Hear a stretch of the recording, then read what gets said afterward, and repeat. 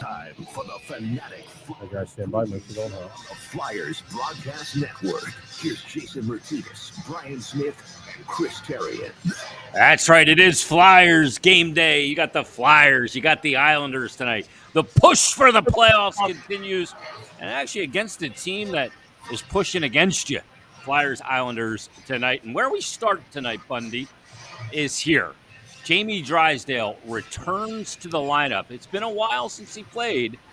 Last game was back on the 25th of February. It was that game against the Pittsburgh Penguins where he went out. But he returns tonight, and it looks like he's going to play alongside Nick Seeler. My question to you is, what's the challenge after being out that long and getting your first action back? Is it controlling the adrenaline? Yeah, I think so. And I mean, being with Seeler, who just came back too the other night, and I thought he was just okay. Like, it wasn't. I think there's a lot of guys that were just okay the other night, but it gives him that offensive type of push where one guy can stay back, and if Drysdale can get up the ice more in a offensive showmanship here tonight, that would be better suited. But he's got to use his legs. Drysdale to me will be a guy that if he moves his feet, he'll be fine. If he doesn't, he's going to get himself in trouble. He's got a little bit of a ghost type of body to him, the way he shifts side to side. I want to see more straight line skating to see how much speed is there. But, he has to move his feet. And that it doesn't matter. I was talking to another coach today about how much we like him. But he stands still, and he's got a lot to learn in terms of the flow of the game. So it'll be an opportunity for him to get in here tonight and reestablish himself. But it's an important game nonetheless. He was talking today about being injured at the same time as Nick Seeler and them joking around like, how would we play with each other, yada, yada, yada. And then today it kind of manifests itself. Tell us a little bit about that. What are you doing as a player when you're injured and you got another guy here injured with you? You're obviously not with the team, so you guys generally you're hanging out together, probably doing the same sort of things. Yeah. I mean, you're going to go practice. You do a little bit of extra together. You go get lunch because the team's already eating. You try not to be a distraction, which is one of the things. Even though you want to be part of the team, you don't want to be right in there because you're not part of the game that night. So that's one thing for sure. Most guys who tell you injured players, try to stay away from the team as much as possible on game day. It's not that you won't be welcome. It's just that you don't want to get some guy off his rhythm, for getting ready for the game. So they'll come into the game a little later, maybe get a workout in. But certainly, to have recovered together from their injuries, it'll be an opportunity to kind of jump back in together and lean on each other. Say, hey, we just got better together. Let's go out and take it back out on the ice here in this evening's game. There's a lot of major changes that in this game tonight, maybe a lineup and stuff that we've not really seen in terms of the trajectory or the road traveled. Right. In fact, it's gone completely opposite, and I know we'll talk about the lines. I mean, you've got a guy that was your lowest forward minute-wise the other night that's now your number one center again. Yeah. So something went on the last 2 days where either the experiment's over or because whatever is going on here tonight, we're back not working. We're back in October hockey. The lineup. Yeah. This is an October hockey lineup tonight, and maybe it's towards saying, you know what I tried just didn't work. It's not working, and I got to go back to what has been successful. And the lineup tonight is certainly it's a veteran-laden lineup. Cam Atkinson is going to be back in the top six role on the power play. So this is when you turn to your veterans, though, isn't it, Bundy? It is, but boy, you're asking a lot. You got to be able to play. Yeah, I mean, you've benched one guy, you've benched the other guy. He plays lowest minutes or two. Your two biggest veterans on the team are the two guys that you're going to be asking a lot from tonight, and that's Couturier and Atkinson. I don't know if Atkinson has it left in him, but I would be interested to see what Couturier's got certainly here tonight in terms of, getting ticked off, like saying, you know what, all right, you want to play me 11, you're going to put me back up here, and I'm going to show it. And that's what you're supposed to do. That's what you're supposed to do as a player is to prove the coach wrong, right? And so it's a hard thing to win because, as a player, you're saying, man, I just played great, darn it. Like the coach was right. So that's kind of what I'm saying, and it's weird. But I mean, tonight is your veterans are in. You got Delorier back in for physical presence, but big team in the Islanders, right? Yes, for sure. And again, this is a very, very the next most important game that this team's had in 4 years is tonight. And it's a team that's had pretty good success against the Flyers, and the Flyers are going to have to figure this Islander team out here. Not playing well either. But this is a return to October, and I'm going to be honest with you, the way Torts has coached the last month and a half, this, to me, right now is everything. He's put everything in the bag, and this is what the point it's come to. It's come to a head here to this game tonight because you're asking guys that you haven't asked a lot from to now go out and do an awful lot in the most meaningful game of the year. Yeah, maybe press the bailout button a little bit, right? We'll see. Yep. You may not have liked the way I used you, and it didn't work, but now I'm going to, and it's going to take everybody to get this team into the playoffs. But, one of the sentiments the other night after a bad loss, probably the worst loss of the year, I thought that loss against Chicago, all things considered, was worse than the San Jose game back in November. Because that was a competitive 2-1 game against San Jose. This game against Chicago was never competitive, with the exception maybe the first minute of the second period.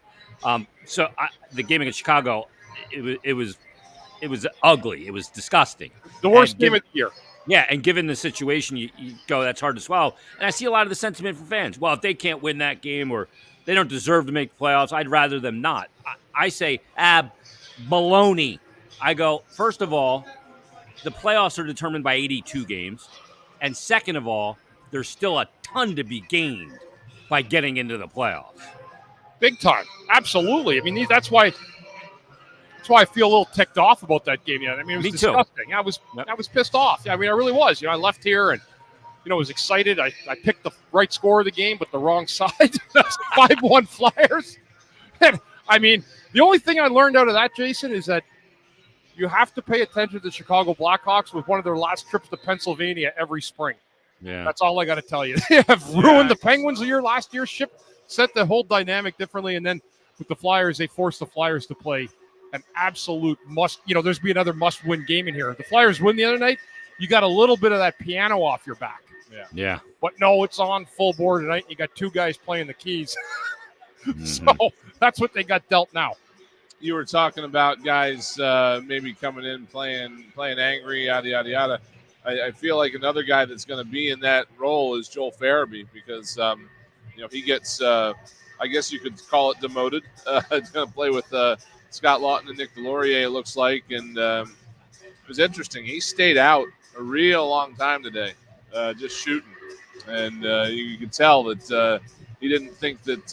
You could tell he wasn't very happy about something, and I would imagine it had something to do with that. So maybe that draws some out of him as well. How about be better then? Yeah, just be better. Yeah. Farabee's the guy you're not going to be able to argue with me about putting him up in the top six.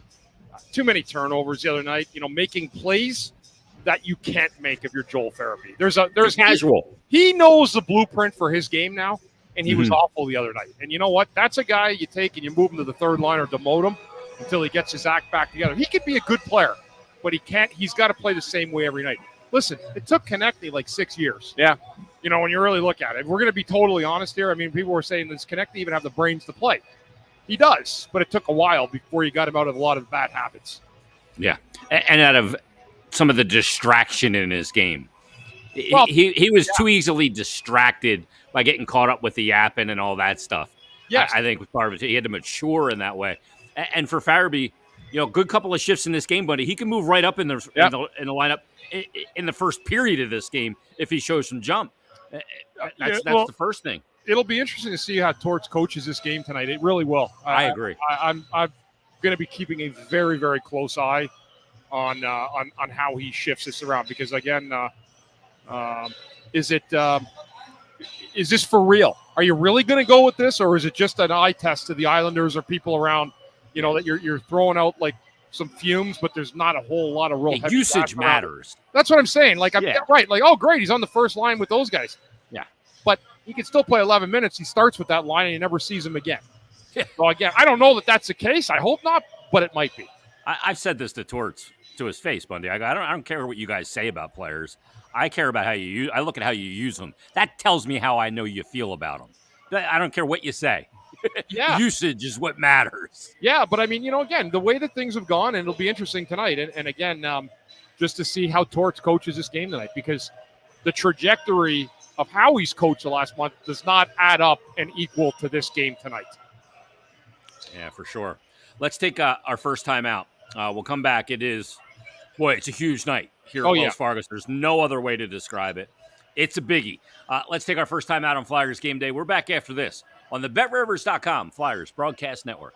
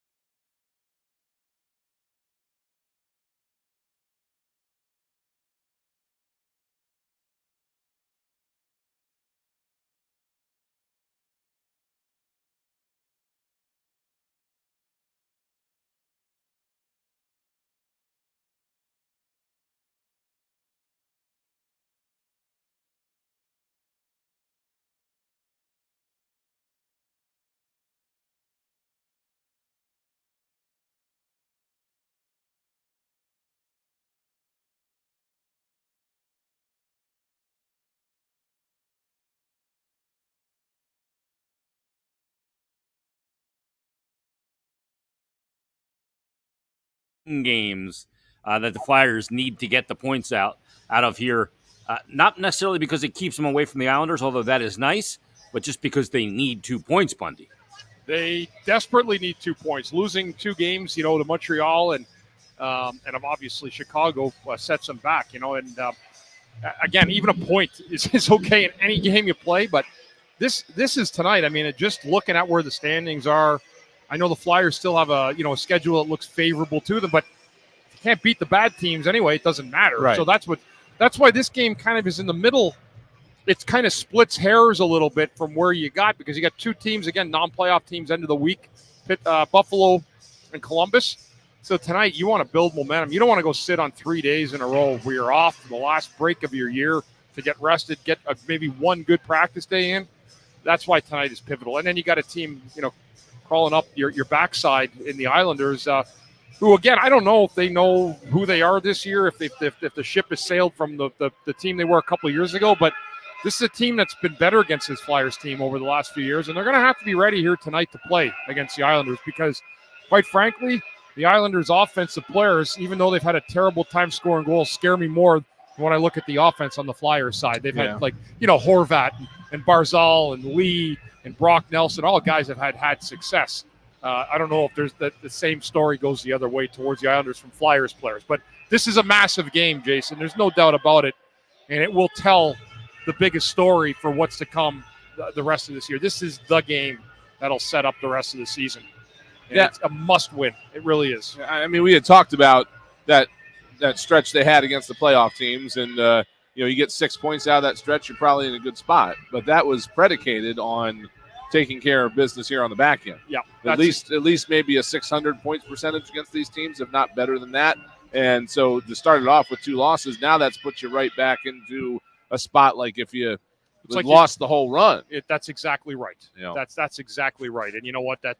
But again, we talked so much about that 7-game stretch. And I said with you guys, or even on Snow the goalie, about having 6 points would be good. And I thought that was the number, and they got 6 points.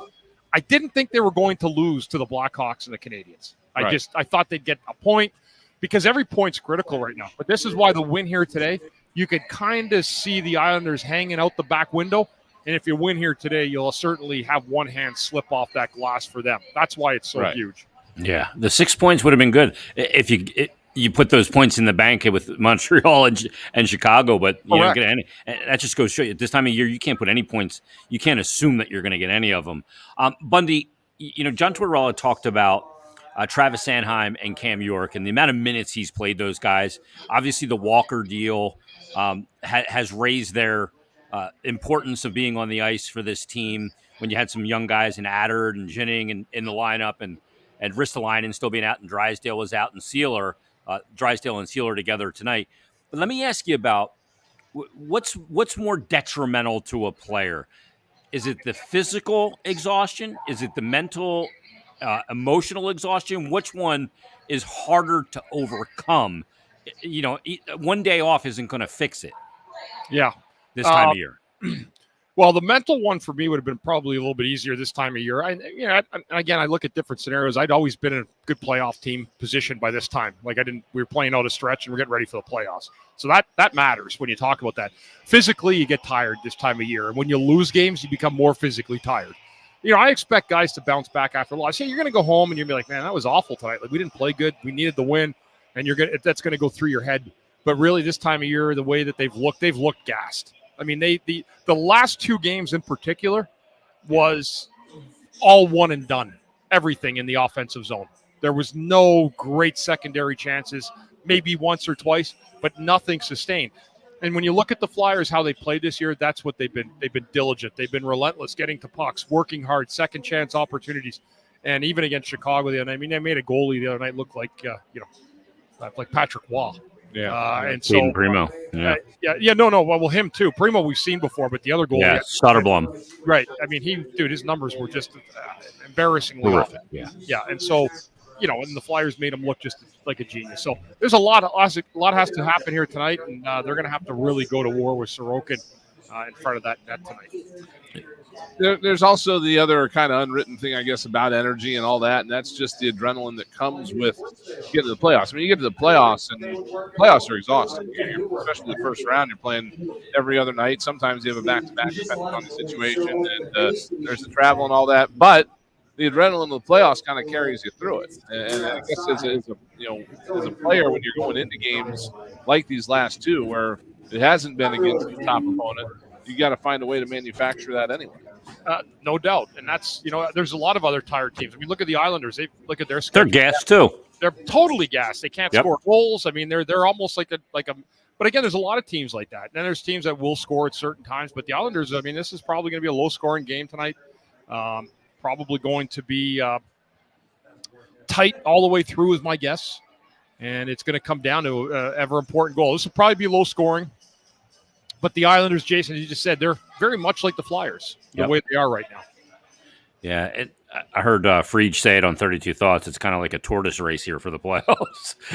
Everybody kind of moving in slow motion. And you look, the Islanders have not been good of late as well. No team is kind of grabbing this, unless you maybe want to say Washington is the team that's on the come right now. But, one thing that I looked at, Bundy, in those last couple of games, the Montreal game and the Chicago game, is both Flyer goals. By the way, only 2. That's part of the problem. Both were scored on a shot from distance. The Tippett goal against Montreal, and then the Forster goal that opened up the second period. And you can see when a team is tired when they're not going to the net and not going to the blue paint. That's the one and done I'm talking about. Yeah, that's it right there. You just shoot it and it gets stopped. Maybe there's a rebound, but then the goalie is able to corral it, or the defensemen are able to turn around and secure the puck to their goalie. That's the one and done. Or a shot hits the goalie, it bounces into the corner, and the defenseman just sends it back out again. Yeah, there's no attacking of puck support. Yeah, right. No puck support, no attacking, no determined plays. And as a result, what happens? You get 1 goal a game. You have to. People understand now. We talk about it. They're probably thinking to themselves, "Oh, these guys like Neanderthals. You're going to the net, hacking and whacking. It works. If you don't score. Yep. That's what the game still is. You can have all the skill you want in the middle of the ice. You can do whatever you want, power play. But I'll tell you what, there's no such thing as somebody outworking you in the D zone. If you're in there, like you're there, you get to work on it and get the pucks out of the zone. But it's important. That's what this team's got to get back to tonight. And I'm sure the Islanders are searching for their identity. They made a coaching change. It really hasn't worked. And a coach, by the way, who's got a ton of identity. Yeah. Maniac. Yeah, he's got a lot of fire, Patrick Waugh, for sure. It is interesting, too, though, but because I feel like what comes along with that mental fatigue is when the passes aren't connecting. They're just a little bit off. And this Flyers team almost, to me, feels like they need those little passes to be connecting in order to attack the net like that. It's weird. They don't just throw pucks on net and chase them. It's like they move it around and then they jump in. So I don't know if you just skip that step if your passes aren't connecting and you just throw everything on net, or what you have to do. Yeah. I mean, that's like the power play. I don't know I'll be honest with you. I don't know if you guys thought this the other night, and I've been kind of peaceful to the power play. Like it's been bad. I don't need to beat a dead horse by hammering it every night. The power play against Chicago destroyed the hockey game. It was. It was the sole reason the Flyers, it literally ruined their mojo. And I haven't said that one time, not once. The other night was the most obvious I'd ever seen the power play sucking the life out of this Flyers team was the other night. Yeah. And I thought they had maybe their prettiest power play goal 2 games ago against the Rangers, when every guy touched the puck in 12 seconds and every guy was in motion. And that was the one on the right side who scored that? Was that Lawton who scored that goal on a power play? He starts the whole play behind the net in the Rangers zone and puts them up 2-0. It's Paling's goal, actually. Paling gets the deflection in front. And you're right. That power play looked like it had no oomph at all, because it didn't have any oomph at all. No more making peace with the power play, right, Bundy? Well, I mean, again, I think what you see is people go after the coach, like Rocky, for it, and maybe he's not out there on it. He's not skating. It's not, but and again, like I tell people, it's not Rocky. He doesn't go in the room with 5 guys and go, okay, here's what we're doing. Yeah. By this point, there's plenty of people with their voices in there. I mean, you got John LeClaire, you got Briere, that poor power play guys. Ask a defenseman that kills, like bring other voices in to see what works, what doesn't work. I don't know if they're doing that, but if they're analyzing and analyticing, because that's a new word I created, Yeah. the power play, then they need to stop that. Because the best power play is the one that pucks get through to the front of the net and you got two guys hacking and whacking. Yeah. Unless Parked you on both sides. Unless you've got the skill. Or Matthew shot, yeah. Right, Matthew shot. Right. And still, you have to play down low, or else they shade to you out high, and you don't get that shot to the net because Correct. they're getting sticks and blocking it all the time. Call Merriam-Webster's dictionary. Bundy created a new word on game day. Let's take it out. We're back after this. Flyers, Islanders. We'll give you the line combinations and much more. Stay tuned. You're listening to Flyers Game Day on the BetRivers.com Flyers Broadcast Network.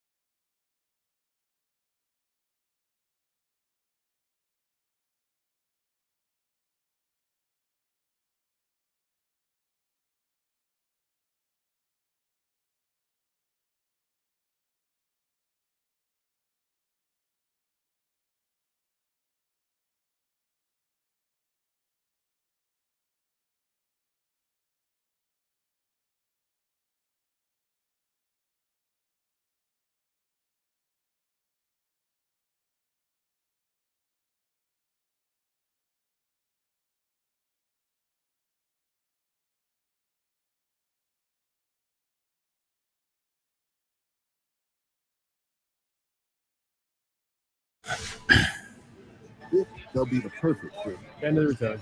Plus, at these prices, well, we're burning rubber, not cash. There you go. Either guy, I love Yep, it. one away. Motors.com. Yeah, I was just caressing. Flyers pregame show on 97.5. Yeah, we got a picture now. Back live, it is Flyers Game Day. Brian Smith, Jason Martinez, and Chris Terry. And here we sit on April 1st. All to do, all to play for. And the Flyers and the Islanders tonight.